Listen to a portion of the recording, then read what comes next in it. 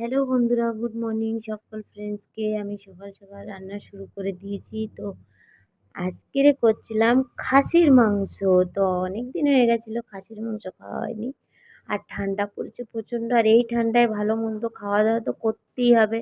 পিঠে পায়েস সমস্ত কিছু খেতে হবে। তো আর আমার বর ভীষণ খেতে ভালোবাসে, আর তার জন্যই আমাকে ভালো মন্দ রান্না করতেই হয়, কিছু করারই নেই।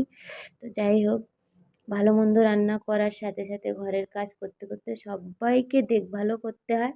তো রান্না কমপ্লিট হয়ে গেল তোমাদের সাথে বগর বগর করতে করতে, আর তারপরে খেতে বসে পড়লাম। আর প্রথমে বাঁধাকপি দিয়ে খেয়েছিলাম, আর এই যে খাসির মাংস নিয়ে বসে পড়েছি। অসাধারণ হয়েছে, কি সুন্দর সিদ্ধ হয়েছিল, আর অনেক টেস্টি হয়েছিল, অনেক ভালো হয়েছিল খেতে।